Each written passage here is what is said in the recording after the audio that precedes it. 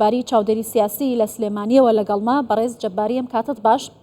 ئەجنداکانی پشت بڕیارەکانی دادگای باڵای فدراڵی دژ بە هەرێمی کوردستان چییە لە ماوەی ڕابردوودا بینیمانە چۆن ئەم بڕیارانە بەردەوام دژ بە بەرژەوەندی خەڵکی کوردستانیش بەردەوام بووە؟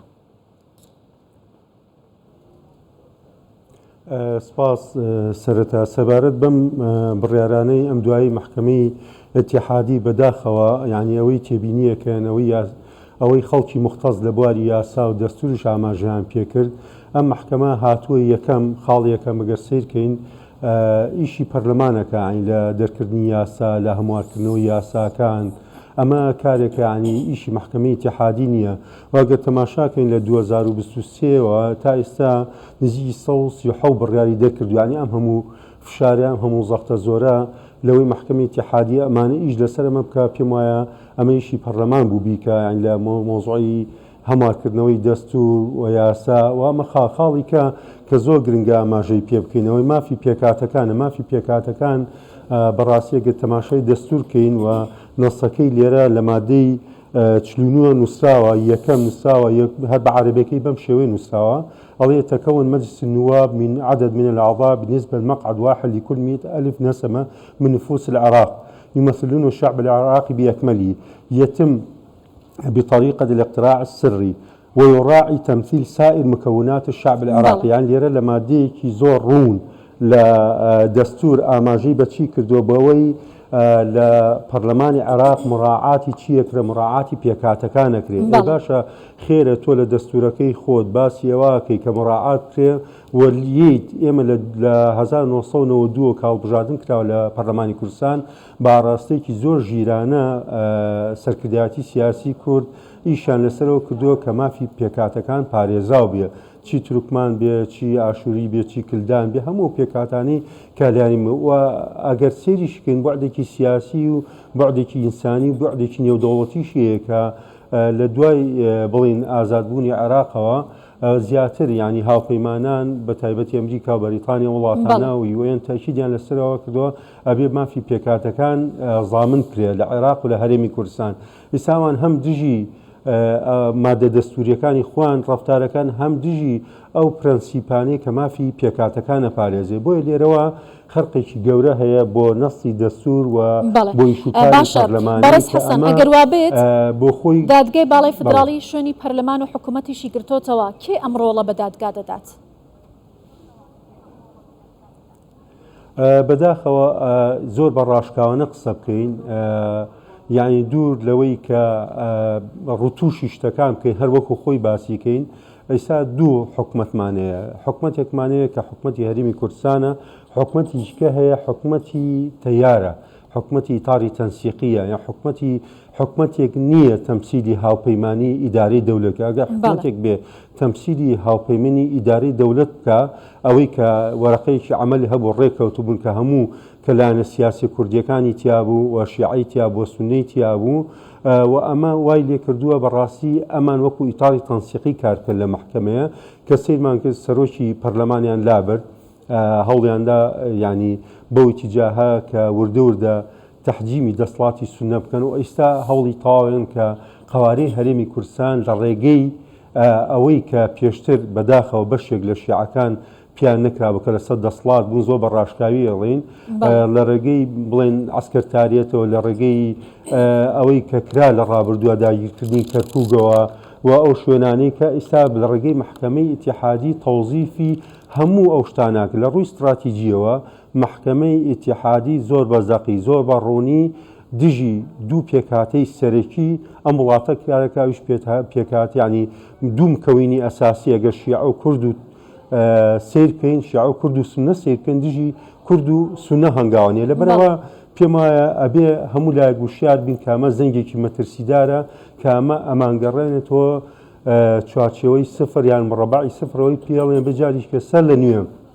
ئێمە بین لەسەر ئەو مەبدە و لەسەر پرانسیپانەی کە حکومەتی عێراقی لەسەری دروست بووە کە مۆزوعی شراکەتە مۆزوعی تەوافوقە مۆزوعی تەوازنە ئەو سێ مفرەدەی کە هەر بە عەرەبی خۆیان داهێناوە و ئێمە اتفاقمان لەسەر کردووە وواش حکومت پێکاتووە وواشە بێ کار بکەین بەداخەوە پێشێلکاریی زەقا بۆ ئەم ئاراستە سیاسی کە هەیە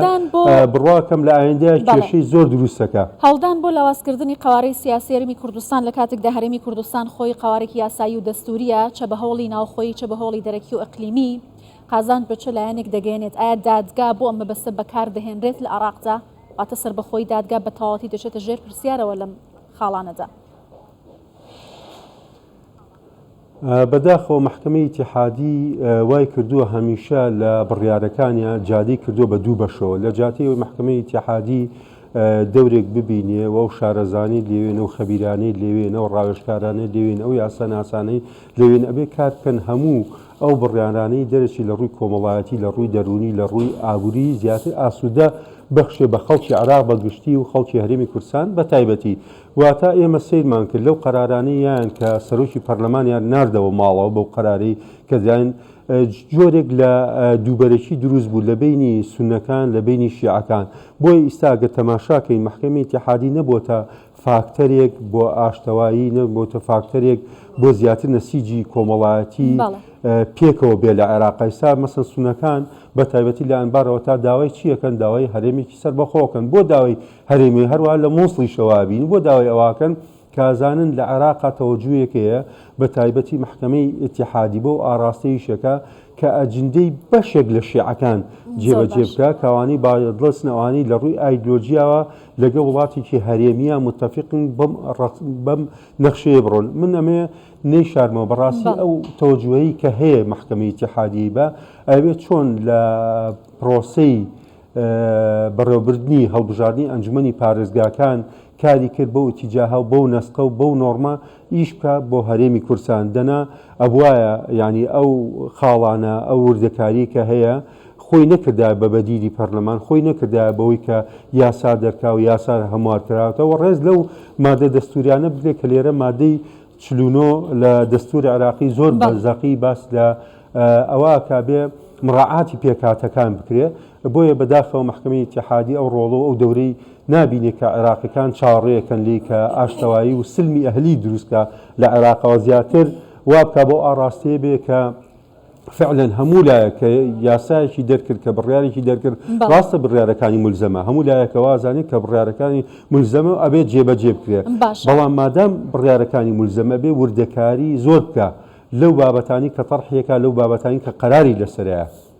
باشە بەڕێز حەسەن بەراورد بە وڵاتانی دیکە کە با سیستمی فدراڵی کار دەکەن ئایا دادگای لەو شێوەیە دەتوانێت لەم ئاستە باڵایەدا دەستێوەردان لە سەررجەم دامەزراوەکانی حکوومەت بکات لە کاتێکدا هیچ چاودێریەک بەسەر دادگانە بێت و نەتوانێت تانە لە بڕیارەکانی دادگاش بدرێت؟ ئایا ئەمە مانای فدراڵیەت و دموکراسیەت لە وڵاتێکدا ناباتە ژێر پرسیارەوە؟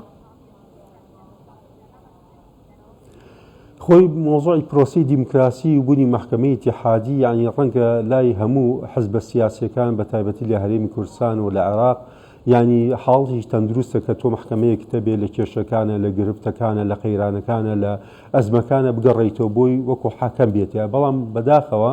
ئێمە ئەوەی بینین لە مەحاکمی فدرالی وڵاتانی کە هەمیشە مڕاعاتەکرێ ئەم بڕیارە چەند لە بەرژەوەندی زۆرینەی خەڵکە. ڕاستە خۆ هەموو بڕیارە کە دەرچێ ڕەنگە بەشێک لە خەڵک کە ڕازی نەبن لەسەری بەڵام زۆرینە ڕازی لەسەری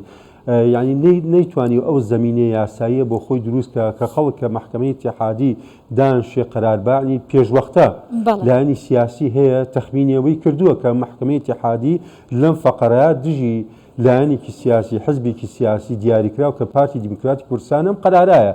باشە ئەمە چۆن زانی پێشوەختەم قەرارە سیاسیا درێ بەچی شێوازێک زانی کەواتە پێشتر ئەم محکمەی ئیتیحادیە لەژێر هەژمونی و لەژێر ئایدۆلۆژیای لایەنێکی سیاسی دیاریکراوە ئاڕاستی کارەکانەکە و بڕیارەکانێک بۆیە ئێستا چاڕوانی ئەوەمان هەیە کە بڕیاری مەترسیداتر شتی خراپتر بێتە پێشەوە زیاتر ئەو پێکاتەوە ئەو پێکەوژیانی کە ماوەیەکی زۆرە هەموو لایەکەی و مڕاعاتی کە پێکەوژیان هەبێ ئاراستەیەکی باشە بێ خەڵک باشتر بژی خەریکە تووشیەوە بین کە سلمی ئەهلی ئاشتەوایی کۆمەڵایەتی و ڕنگدانەوەی هەبێ لەسەر بواری سیاسیە. هەرچەنە بێ یەک نوقتەی بەسیط ئاماژە پێمەویشەوەیە زۆر جارێمە سەیرەکەین سەرۆکوەزیرانی عێراق ئەوێ هەنگاو بنێ نیەتێکی باشی هەیە سێکن